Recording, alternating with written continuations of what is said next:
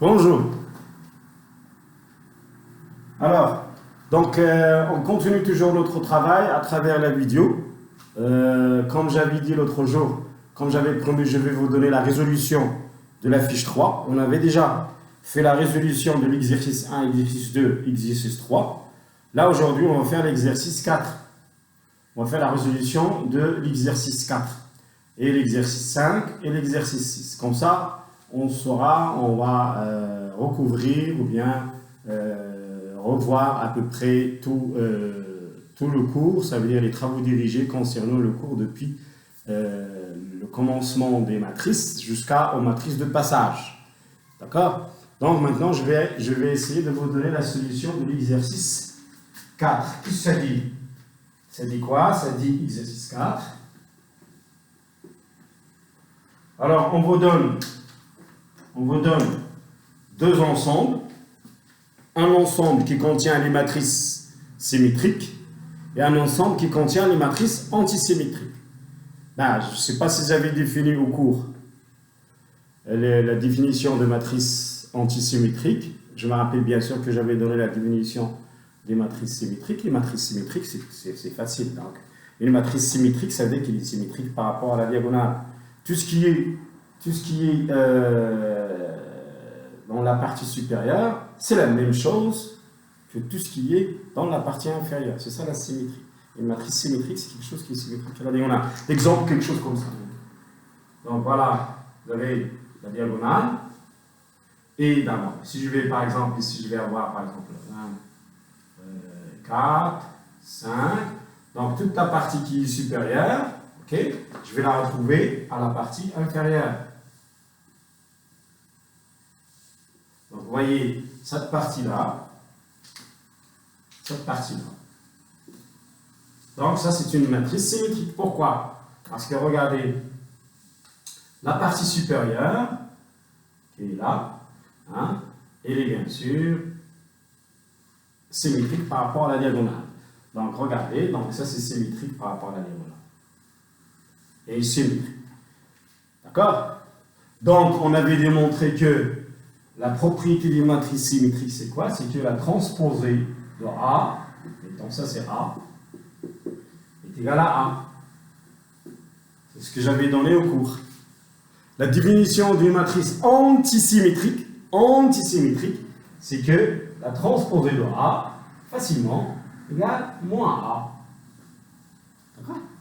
Donc ça c'est la définition des matrices symétriques, et ça c'est la définition des matrices antisymétriques. D'accord? Donc, transposé de A égale à A, ou bien transposé de A égale à moins A, on dit qu'il est antisymétrique. Alors maintenant, l'exercice, il vous dit quoi? Il vous dit soit deux sous-ensembles, un sous-ensemble de l'ensemble des matrices carrées qui contient les matrices symétriques, et un autre sous-ensemble des matrices carrées qui contient les matrices antisymétriques. Donc F. Donc on va appeler F égale l'ensemble des matrices. On va les appeler matrices symétriques, c'est-à-dire l'ensemble des matrices M qui appartient à l'ensemble des matrices M de R, tel que transposé de M égale à M. Donc ça c'est l'ensemble des matrices symétriques. Et aussi, on vous donne l'ensemble F' est égal à l'ensemble des matrices. Je vais les appeler par exemple les matrices, ça c'est M, donc M', des matrices antisymétriques. Antisymétriques égale M' égale à moins M'. Donc les matrices symétriques qui sont caractérisées par transposé de M égale à M, les matrices antisymétriques sont caractérisées par transposé de M' égale moins M'. Alors, il vous nous demande de démontrer que les deux sous-ensembles sont des sous-espaces vectoriels de l'ensemble des matrices carrées. C'est très facile. Alors, on va démontrer le premier. Pourquoi F est un sous-espace vectoriel à votre avis? Alors, vous vous rappelez de la propriété d'un sous-espace vectoriel? Il faut qu'il soit non vide. D'accord? Ou bien il faut que 0 appartient. 0, l'élément neutre appartient. Ben, l'élément neutre, il appartient. Pourquoi? Parce que, est-ce que la matrice 0, est-ce qu'il est symétrique? Oui. Pourquoi? Parce que transposé de 0 égale à 0. La matrice 0, il est symétrique. C'est la matrice qui possède tous les A et J sont nuls, donc il est symétrique. C'est facile de vérifier. Donc 0, il est une matrice symétrique, elle appartient à F. Ça, c'est la première des choses. Deuxième des choses, la stabilité par combinaison linéaire.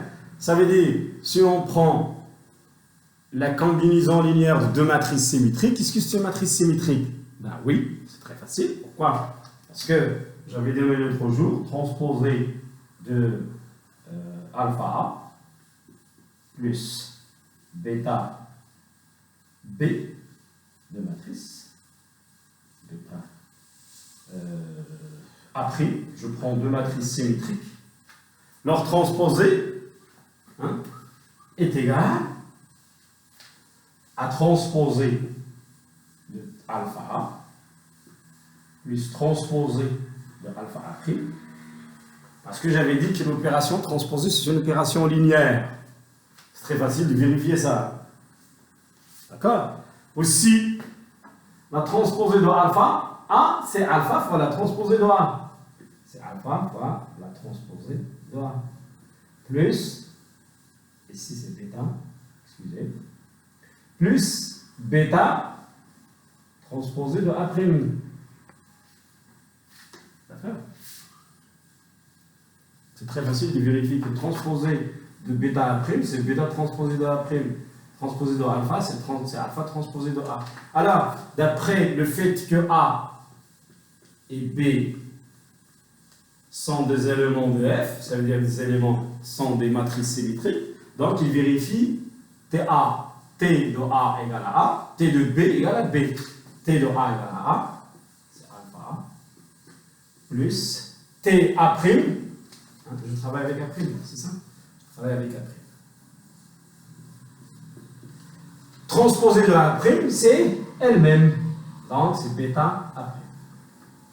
Donc, vous voyez, qu'est-ce que j'ai démontré? Je démontré que T alpha A plus bêta A' égale à alpha A plus bêta A'. Donc, la matrice alpha A plus bêta A' appartient à F. Ça veut dire que F est stable par combinaison linéaire. Donc, il est un sous-espace vectoriel. Donc, voilà. Donc, F est un sous-espace vectoriel. Maintenant, pour démontrer que F' est aussi un sous-espace vectoriel de M de l'ensemble des matrices carrées, il n'y a rien à démontrer, parce qu'il y a juste un seul moins qui s'ajoute. C'est la même méthode, c'est le même procédé, c'est la même procédure, il n'y a rien à changer, il y a juste un signe moins qui s'ajoute. Donc, bien sûr, on suit la même chose, il y a juste un seul moins qui s'ajoute à la démonstration. Donc, F' et F' sont deux sous-espaces vectoriels de quoi? De l'ensemble des matrices carrées. Très bien. Voilà, ça c'est la première question. D'accord? Donc, c'est deux sous-espaces vectoriels de l'ensemble des matrices carrées. Maintenant, la question qui est très très importante, c'est la question de montrer que ces deux sous-espaces vectoriels sont supplémentaires dans l'ensemble des matrices carrées. Supplémentaires. Vous vous rappelez de la supplémentarité? Donc voilà la question 2, c'est la plus importante. Il faut démontrer qu'ils sont supplémentaires. Ça veut dire quoi supplémentaire? Ça veut dire que F, on doit démontrer quoi? Que F plus F' égale à l'ensemble des matrices carrées. C'est bien la question. Donc, qu'est-ce qu'on va montrer? Alors, pour démontrer la supplémentarité, vous avez des méthodes. Vous connaissez des méthodes. Ou bien, on va essayer de vérifier la définition originale de la supplémentarité.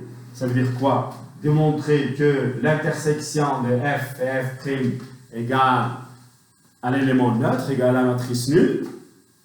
Et, bien sûr, chaque matrice carrée peut être écrite sous forme d'une matrice symétrique et plus une matrice antisymétrique.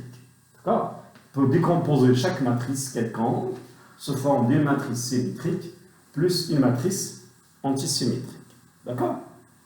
C'est comme ça ou bien, on peut utiliser la technique de dimension. C'est-à-dire, si on arrive à démontrer, vous savez, la dimension de celui-là, c'est n fois n, c'est n carré. Donc, si on arrive à démontrer que la dimension, bien sûr, ça c'est des sous-espaces qui sont inclus. F est inclus dans M', mais F' est inclus, donc la somme est inclue. Alors là, cet espace-là, ce sous-espace-là, il est inclus dans l'ensemble des matrices carrées. Donc, il suffit de démontrer par dimension. C'est-à-dire, si on démontre que la dimension de ça plus la dimension de ça égale à n carré, ça aussi c'est une autre méthode, mais c'est un peu difficile. Parce que n carré, on ne peut pas trouver, ça veut dire trouver n carré, ou bien trouver ça c'est n carré sur 2, ça c'est n carré sur 2, ça va être un peu difficile. Donc, dans ce cas, je vous suggère de démontrer par méthode classique, par la définition classique. Ça veut dire démontrer que l'intersection de f' égale à l'élément neutre. Donc voilà, il y a deux choses à démontrer. Rappelez toujours de ça. À chaque fois que je vous demande la supplémentarité, deux choses à démontrer. Voilà, regarde. Vous devez démontrer que f interne, f' égale à la matrice nulle. Ça veut dire l'élément neutre. Et il faut démontrer que la somme de f avec f' donne automatiquement n de r. Ça veut dire quoi cette écriture? Ça veut dire chaque élément, chaque matrice quelconque peut être écrite sous forme d'une matrice symétrique plus une matrice antisymétrique. D'accord? Comme ça, on arrive à démontrer la supplémentarité des deux sous-espaces. Voilà. Donc, on va essayer de démontrer ça. On va y démontrer l'antisymétrie. Bien. Alors, regardez avec moi comment on va démontrer ça. Donc la vidéo, elle atteint sa fin, je vais essayer de l'arrêter et je vais recommencer.